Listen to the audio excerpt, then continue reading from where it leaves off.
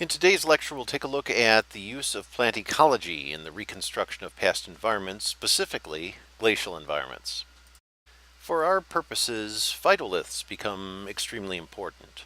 Phytoliths occur in stems, leaves, roots, and flowers.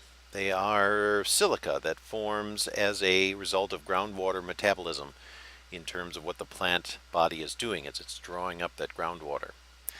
They begin as monosilicic acid that is taken up by epidermal cells in the plants themselves. These would be the external cellular layers of plant bodies. Eventually, this material may fossilize. The monosilicic acid in the plant body forms an opaline silicate, or a kind of silica dioxide. This material presents modern researchers with a fossilized interior of each and every plant cell. Plant cells utilized for things like first identifying what plants were present in a local glacial or even early post-glacial environment. Looking, number two, at groundwater chemical reconstructions. What was the content of the water resources that many of the glacial or periglacial and post-glacial plant species were utilizing for survival? And third, this kind of fossilized evidence helps researchers to reconstruct habitats that are no longer here. In fact, it is this final piece, the reconstruction of past habitats, that provides the most important evidence for us to understand the impact that climate change and ice ages have had on the planet.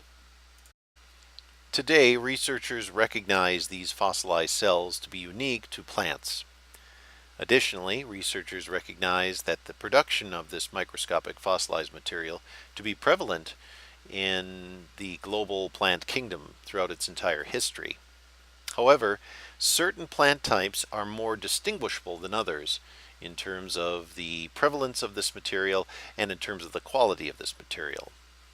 For example, deciduous plants have a very unique phytolithic presence in the soils of both archaeological deposits and, of course, natural deposits associated in this case with more ancient geological events such as ice ages. Another example is provided by the cactus family of plants, which produce silicates paired with calcium crystal structures that are important for the metabolization of water in the cactus body. They too are going to give us a completely different structural design in terms of a microscopic level of analysis, but then also where this material is being generally metabolized in the body of the plant will also be unique to this cactus family.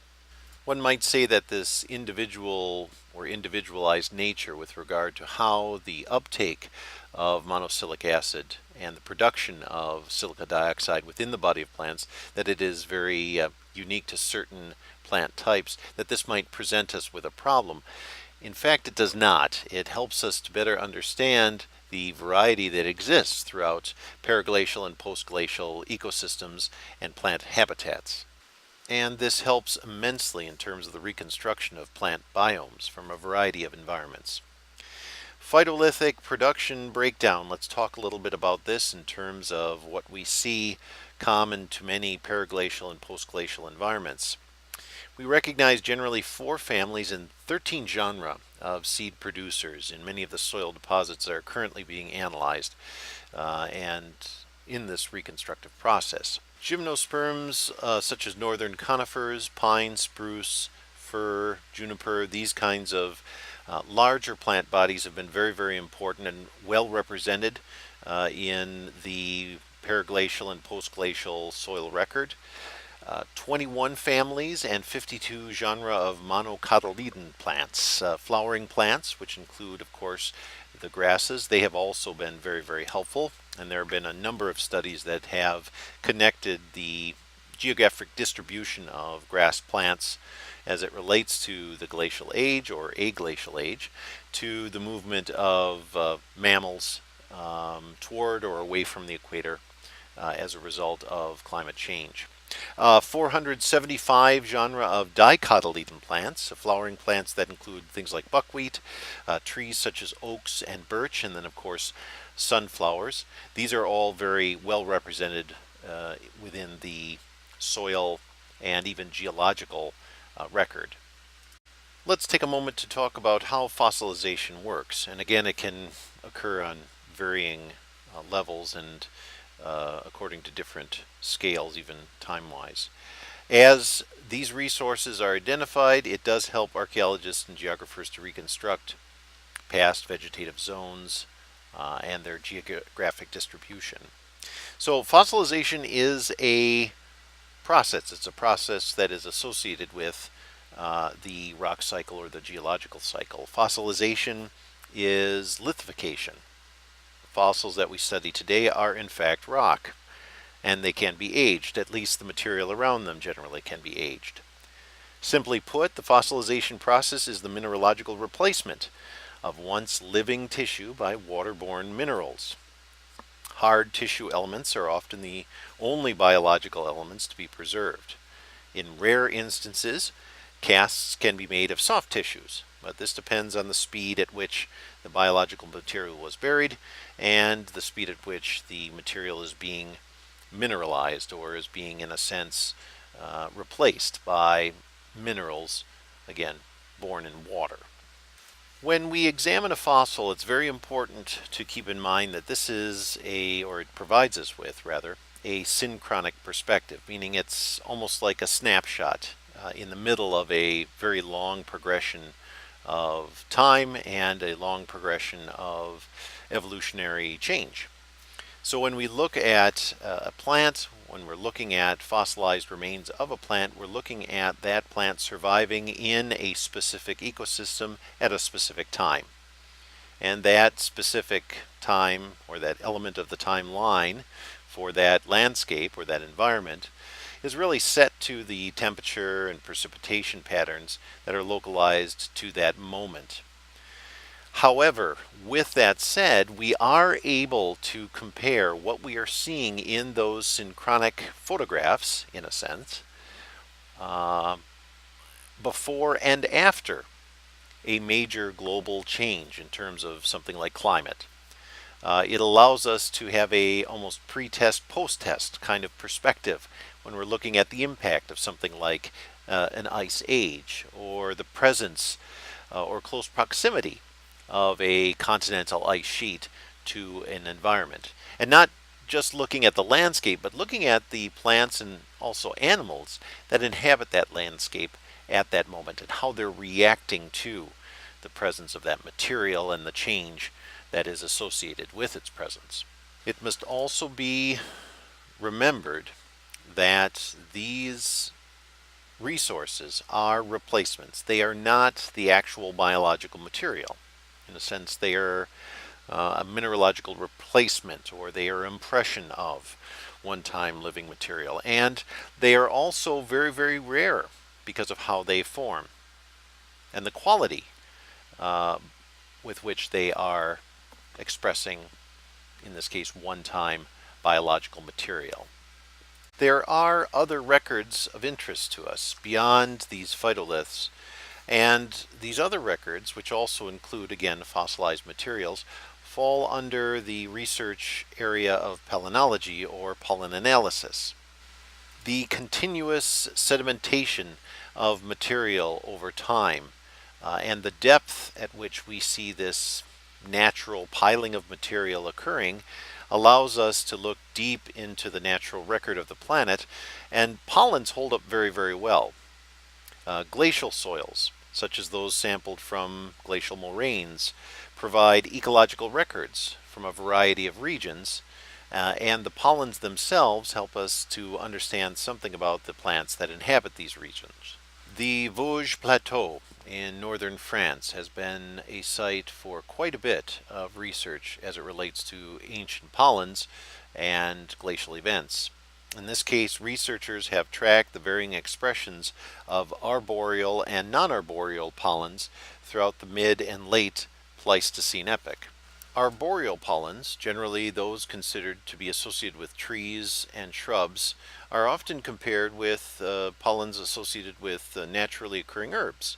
Non-arboreal plant species such as fern pollens or even the presence of spores.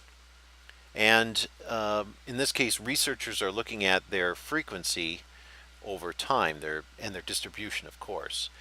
Warming trends in glacial soils, and this northern French site is a very good example of that, are marked by significant increases, upwards of 95% in some instances, in tree pollens. Organic sedimentation also will be a factor that will be associated with warming trends.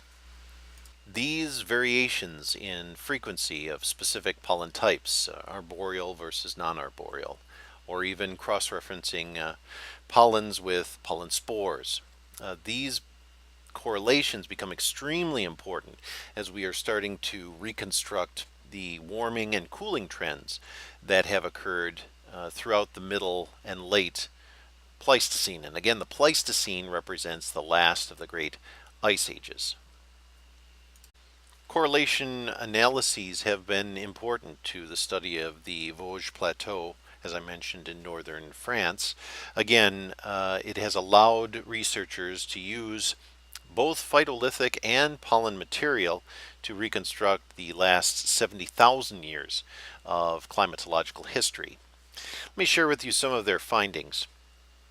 And most of these findings, again, are associated more with the pollen analysis than any phytolithic evidence.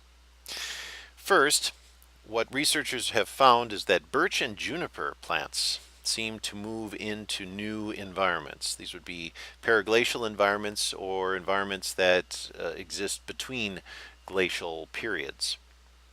A second finding is that oak and pine forest stands will often follow these birch and juniper biomes. Third, we see plant forest incursions that are coupled with increases in oxygen isotopes in outwash deposits. This means that the species of plant, again, which includes the oak and the pine, but also follows the oak and the pine forest intrusions, the plant intrusions that occur after that in this kind of over time perspective will thrive in environments where we have these poorly drained outwash sediments that have trapped, in a sense, a very high expression of oxygen isotopes.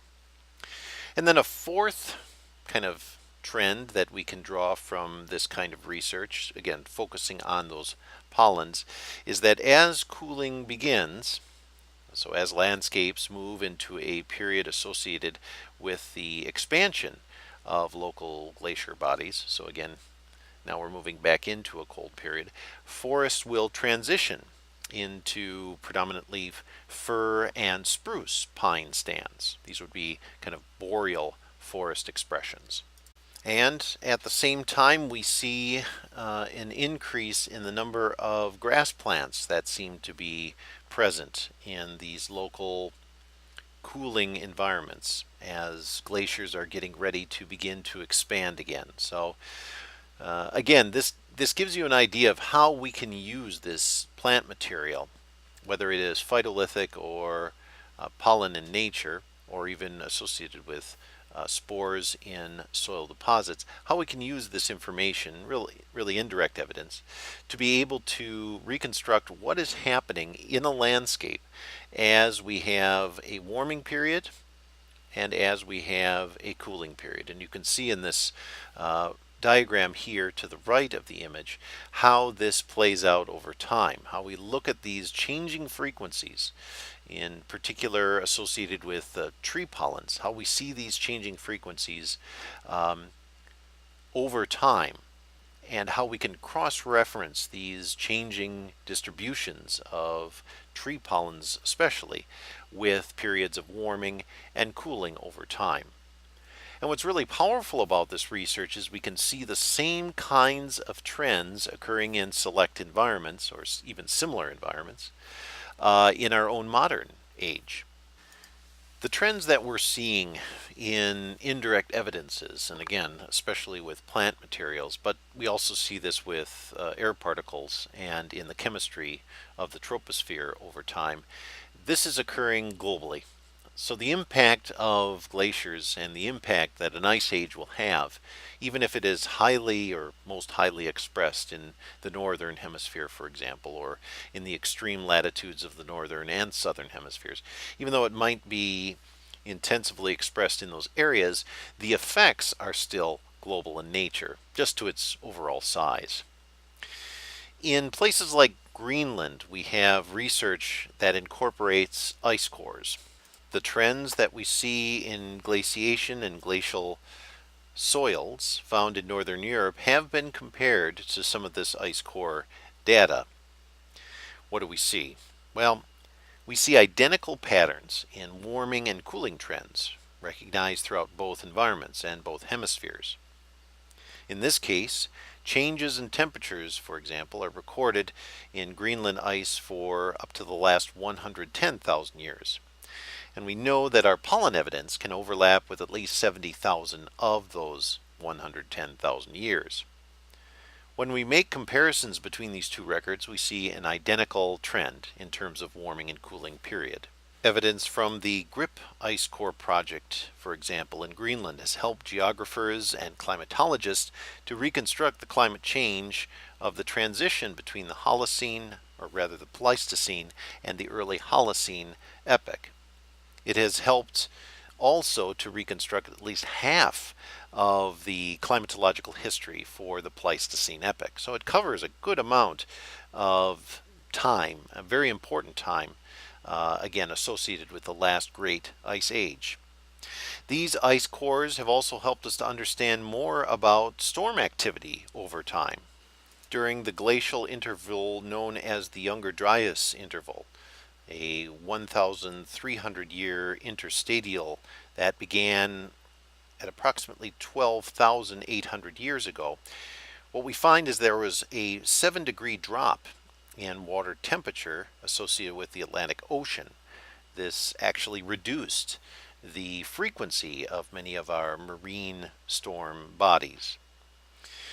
Glaciers advanced. Following this, storm activities rose and ocean sediments increased in terms of their rate of deposit. Even coral reefs associated with the South Pacific, those found off of the southeastern coastline of Papua New Guinea, record evidence of significant sea level fluctuations and also indirect evidence for increased wave activity, fluctuations in water temperature, and potentially even storm action. And again, all of these proxy records, the soils, the ice cores, even the coral reef evidence, all of these seem to correlate directly with evidence this is associated with both soils, again, periglacial and postglacial soils, and their organic content. Organic content that, of course, includes even fossilized materials. So the pollen and the fossilized data aligns itself in a parallel fashion to what we find in some of these other global resources.